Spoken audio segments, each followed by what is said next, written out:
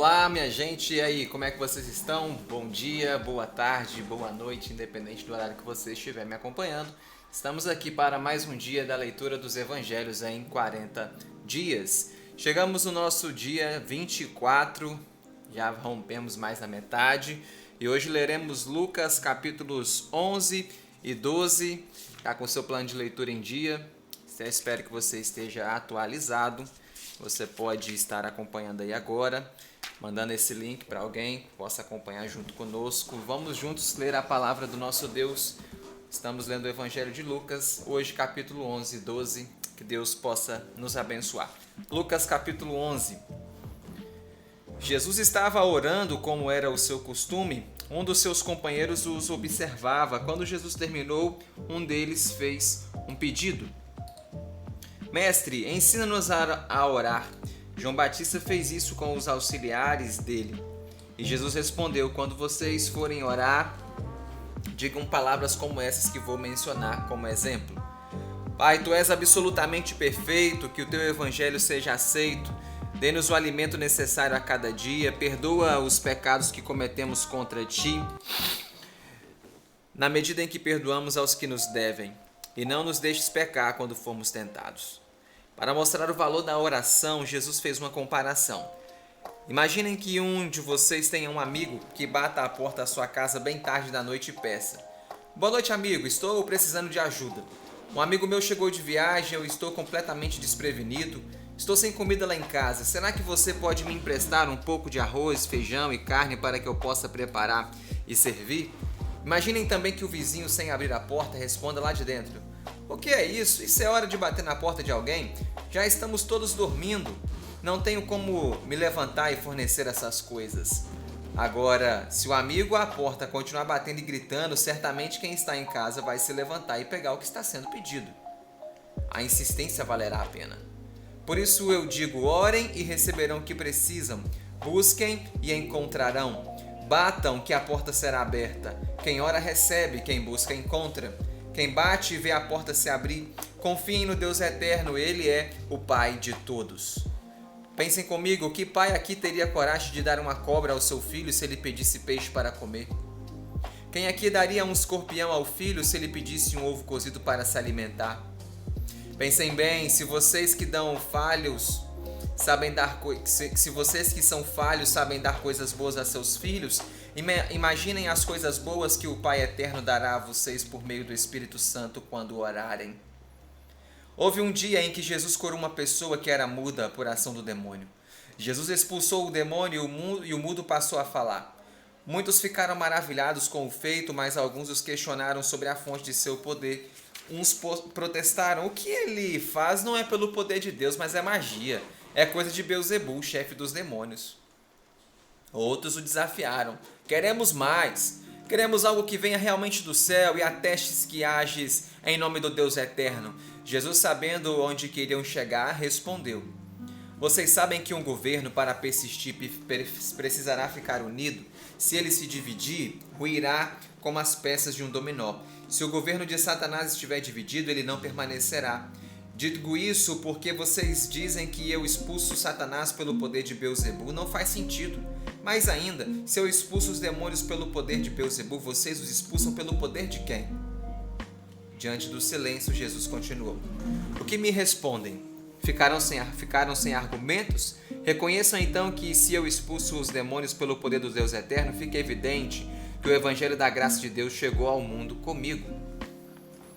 Jesus fez ainda 3 comparações para mostrar o erro dos que pensavam que ele agia como Satanás. Na primeira comparação, ele perguntou: o que acontece quando Satanás, com ajudantes bem armados, cuida de uma casa?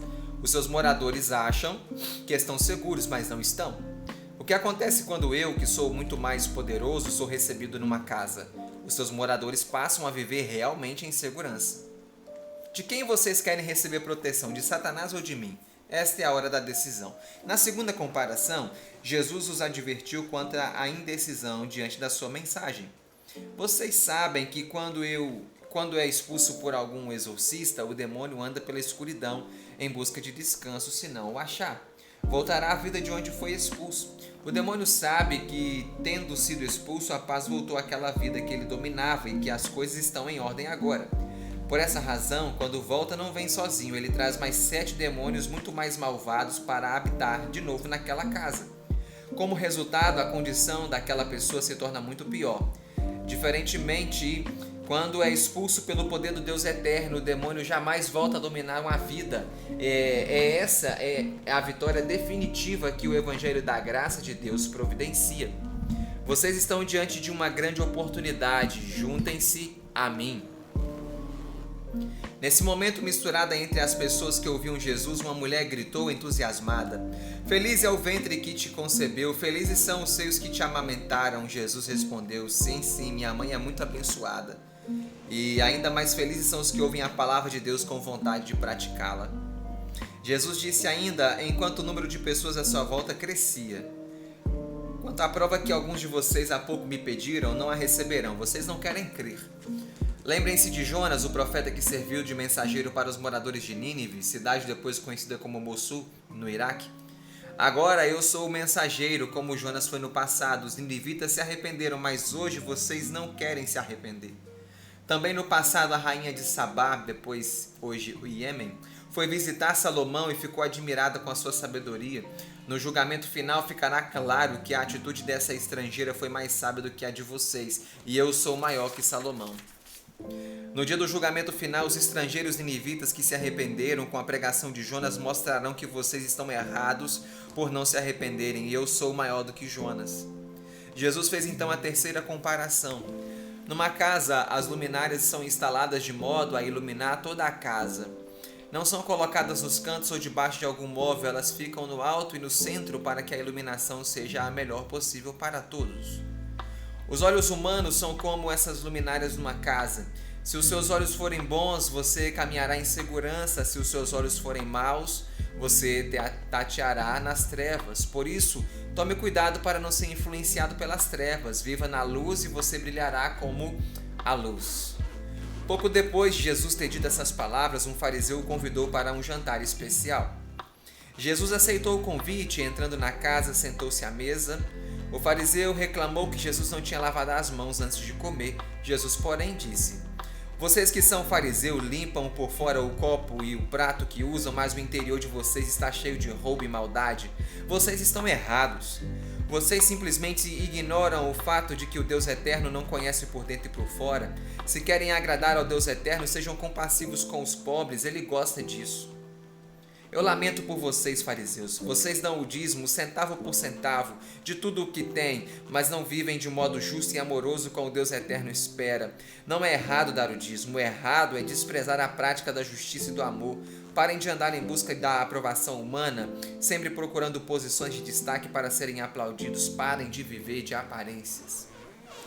Um dos teólogos presentes interrompeu Jesus. Assim não dá. Você está nos ofendendo também, e não só nós, os fariseus. Jesus, porém, respondeu: No fundo, vocês são infelizes. Vocês ensinam coisas que não praticam, coisas que tornam pesadas as vidas das pessoas, enquanto vocês mesmos não acreditam no que dizem. Parem com isso. Parem de elogiar os profetas que os seus antepassados mataram.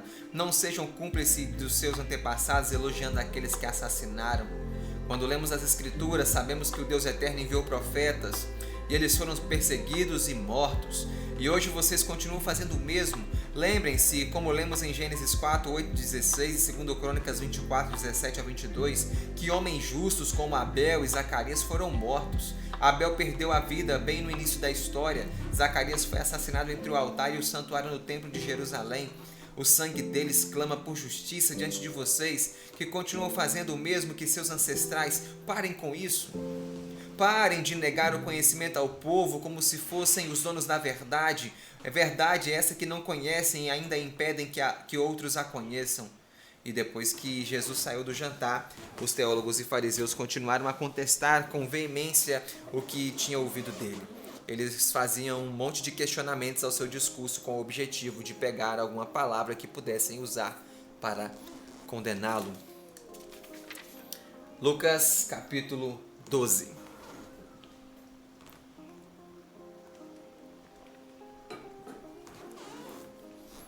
Cuidado com a hipocrisia. Apesar da oposição dos fariseus e dos teólogos, a popularidade de Jesus crescia. As pessoas se aglomeravam para vê-lo, chegavam a pisar uma nas outras. Jesus continuava a lhes falar. Numa dessas oportunidades, dirigiu-se aos apóstolos e disse: Cuidado para não se deixarem influenciar pela hipocrisia dos fariseus. Lembrem-se do que eu disse, porque meu ensino é claro, nada escondo de vocês, vocês me conhecem. Sejam sinceros de tal modo que não precisam ficar com medo que se torne público o que falam em particular. Vivam de tal modo que suas vidas sejam como livros abertos. Não se acovardem, falem sempre a verdade, mesmo que sejam mortos por falarem a verdade. Lembrem-se que nada podem fazer contra vocês no céu. Por isso, amem o Deus eterno, cujo poder vai além da morte. Deem valor ao julgamento dele, do qual ninguém pode fugir. Não fiquem com medo da maldade humana, porque o Deus eterno cuida de vocês. Ele não cuida dos passarinhos sem esquecer nenhum deles? O Deus eterno não os esquece. Ele sabe quantos fios de cabelo tem na cabeça de cada um de vocês. Não tenham medo. Vocês valem infinitamente mais do que muitos pardais reunidos. Não se deixem intimidar, não tenham medo do que as pessoas podem fazer a vocês por ficarem do lado da verdade. Se vocês permanecerem comigo, eu direi ao Pai Eterno diante dos anjos que estamos juntos. Se vocês deliberadamente me abandonarem, eu respeitarei sua decisão. Para permanecerem firmes comigo, vocês precisam da atuação do Espírito Santo. Rejeitar o Espírito Santo é rejeitar a vida eterna. Ao longo da vida, quando forem pressionados, contem com o Espírito Santo. Quando forem interrogados pelas autoridades religiosas ou forem julgados nos tribunais, não fiquem ansiosos quanto ao que terão de dizer, porque o próprio Espírito Santo dirá o que devem falar. Enquanto proferia essas palavras, Jesus foi interrompido por alguém misturado entre as pessoas. O desconhecido fez a seguinte pergunta: Mestre, preciso da sua ajuda. Meu irmão não quer dar a minha parte da nossa herança. Jesus, porém, respondeu: Meu amigo, desde quando eu sou juiz ou mediador entre vocês?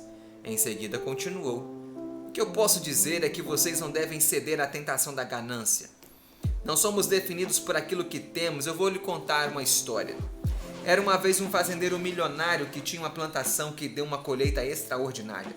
Ele começou a planejar onde iria armazenar toda a produção que não mais cabia nos seus depósitos. Ele então teve uma ideia: vou derrubar todos os meus armazéns e construirei armazéns ainda maiores, capazes de guardar toda a produção e tudo o que tenho. Só então sossegarei e finalmente terei certeza de que não precisarei mais me preocupar.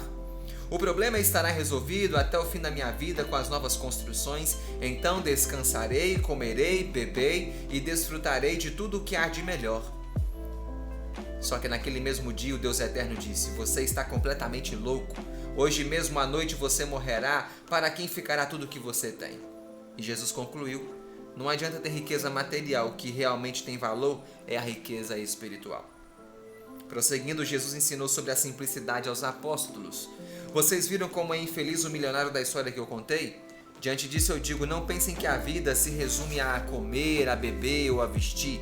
A vida vale mais do que a comida, o corpo vale mais do que a roupa que se veste. Vejam os corvos. Eles não plantam, não colhem, não guardam coisas, no entanto, são sustentados pelo Deus Eterno. Ele os sustenta e vocês valem mais do que essas aves. Preocupar-se para quê? Vocês, por exemplo, podem aumentar um dia sequer a duração das suas vidas? É lógico que não. Se nessa coisa básica vocês nada podem fazer, por que vão se preocupar com outras coisas que não estão sob o seu controle? Vejam as flores do campo, elas não trabalham e não se esforçam, no entanto eu garanto que elas são lindas, mais lindas que as mais caras joias que o rei Salomão usava. A conclusão é clara: confiem e confiem de todo o coração, porque o Deus Eterno, que veste as flores do campo, que crescem num dia e no outro viram fuligem, cuidará de vocês apesar da pouca fé que vocês têm. Não fiquem achando que faltará comida ou bebida para vocês. Muita gente pensa e age assim, mas quem tem o Deus Eterno como Pai não precisa se preocupar. Ele sabe do que precisam, então busquem primeiro viver no compasso da graça do Deus Eterno. Ela suprirá vocês em todas as suas necessidades. Não pensem como todo mundo pensa. Não se preocupem com o que todo mundo se preocupa. Peguem o dinheiro que têm e compartilhem com os que não têm. Quando fazem isso, é como se estivessem transferindo seus recursos para o céu. Lá não tem ladrão, Lá não tem ladrão, lá a ferrugem não entra. Não permitam que a razão de ser das suas vidas se resuma em ganhar dinheiro. Jesus fez 3 comparações sobre a natureza do trabalho. Na primeira, ele recomendou o seguinte: sejam como os empregados que trabalham numa casa. Quando o chefe viaja para um importante compromisso, eles devem esperar o seu retorno a qualquer momento e devidamente uniformizados. Quando ele chegar, devem estar prontos para recebê-lo e atendê-lo, sabendo que isso poderá acontecer no meio da noite ou mesmo de madrugada. Os que estiverem atentos e prontos para o trabalho serão elogiados e recompensados. Um dia, vocês verão os papéis se invertendo. Como reconhecimento e gratidão, se for correto e generoso, o chefe os chamará para a mesa e ele mesmo servirá, usando o uniforme de garçom. Portanto, se vocês estiverem prontos quando o empregador chegar, certamente serão recompensados. É assim que eu farei com vocês, quando eu vier pela segunda vez ao mundo. Vejam como uma pessoa responsável cuida da sua casa e a casa da sua família. Você não sabe a hora em que o ladrão vai atacar a sua propriedade. O dono toma todos os cuidados para que a sua residência não seja assaltada. É desse modo, atento, que vocês devem estar preparados para a vida. É assim também que vocês devem estar preparados para a minha segunda vinda. Estejam alertas enquanto a esperam, porque vocês não sabem quando ela acontecerá. E nesse momento, Pedro perguntou a Jesus: Mestre, essa comparação se aplica a todas as pessoas ou só a nós? E Jesus respondeu: Pedro, eu vou fazer outra comparação. Imaginem um empresário que precisou viajar e deixou a administração de sua empresa por conta de um gerente que deveria cuidar de tudo. Quando voltar e notar que tudo foi feito como determinou, reconhecerá que o gerente seguiu todas as suas instruções. Satisfeito, recompensará o encarregado, promovendo uma nova função. Agora pensem que a atitude do gerente tenha sido diferente. Achando que o chefe iria demorar, ele não foi fiel nem sábio. Ao contrário, acostumou-se a maltratar seus colegas e a se interessar apenas por comer e beber do bom e do melhor, ao ponto de ficar bêbado. Só que, para sua surpresa, o empresário voltou inesperadamente numa hora improvável e o pegou em flagrante no erro. O chefe o demitiu por justa causa. E Jesus continuou oferecendo a seguinte conclusão: vocês sabem que numa empresa há diferentes tipos de funcionários. Há empregados que foram capacitados sobre todos os procedimentos no trabalho, mas que não se interessam em fazer as coisas corretamente. Certamente eles serão dispensados por justa causa, sem direito a nada. Há os empregados que não foram instruídos sobre as regras do trabalho e não se interessam em conhecê-las, preferindo fazer as coisas de qualquer jeito, umas certas e outras erradas. Certamente serão dispensados, mas receberão uma indenização, embora pequena. Agora, há um terceiro grupo no qual vocês estão incluídos. E ele é formado pelos empregados que devidamente foram capacitados, fazem tudo certo e assim são valorizados e promovidos. É grande a expectativa lançada sobre eles. Quanto a vocês, é grande a sua responsabilidade, porque quanto maior é a confiança depositada numa pessoa, maior é a sua responsabilidade. Depois desses ensinos, Jesus continua a orientar os apóstolos sobre os difíceis acontecimentos no futuro de suas vidas. Preparem-se. O pior está por vir, e eu não quero evitá-lo. A morte me espera e será inevitável. Seria bom que a minha mensagem fosse bem recebida, mas isso não acontecerá. Uns me ouvirão e se arrependerão, outros me escutarão e não se importarão. Numa mesma casa acontecerá que o pai se arrependerá, mas o filho não. O filho me aceitará, mas o pai não. A mãe me seguirá, mas a filha não. A sogra e a nora não concordarão com o fato de que eu vim trazer a paz ao mundo. E Jesus ampliou o sentido da sua palavra para alcançar a todos os ouvintes. Vocês vivem discutindo assuntos banais sem muita importância. Quando conversam, falam do tempo, da chuva ou do calor. Parem de superficialidades. Parem de viver de aparências. Prestem atenção ao que é importante, ao que realmente tem valor. Acertem suas vidas. Acertem suas contas com Deus eterno. Antes que o julgamento aconteça, ponham em ordem as suas vidas, deixem de ser dominados pelo pecado, reconciliem-se com o Deus eterno, arrependam-se para que sejam perdoados. E Jesus continuou: procurem viver de modo correto, refletindo sobre o que fazem para ver se estão fazendo o que é certo. Assim, por exemplo, não levem todas as suas disputas à justiça. Empenhem-se para fazer um acordo antes de entrar no tribunal. Pode ser que sem acordo o juiz os condene. Se forem condenados, o prejuízo será muito maior. E assim nós fechamos Lucas capítulo 11 e 12, o nosso dia 24. Mais claro que isso, impossível, né? Essas orientações, essas advertências de Jesus quanto à forma com que nós vivemos, quanto a essa questão da correria da vida, como ontem vimos Marta com Maria, vimos hoje esse milionário, fazendeiro, rico, ganancioso, que se preocupa com tantas coisas, mas se esquece do principal. Jesus alerta os discípulos que nós temos que prestar bastante atenção na forma com que nós vivemos. Parar de superficialidade. Parar de perder tempo com coisas que não acrescentam em nada. Jesus ensina-nos de maneira muito clara, e é por isso que no início do livro de Lucas eu disse que ler Lucas é como se estiver assentado aos pés do Mestre. Amanhã eu espero você para o nosso dia 25. Estamos chegando aí já quase lá no final, hein? Lucas capítulo 13 e 14. Amanhã eu espero por você aqui nesse mesmo canal. Que Deus possa abençoar a sua vida. Até lá, um ótimo dia, uma ótima noite para você. Até amanhã, se Deus quiser.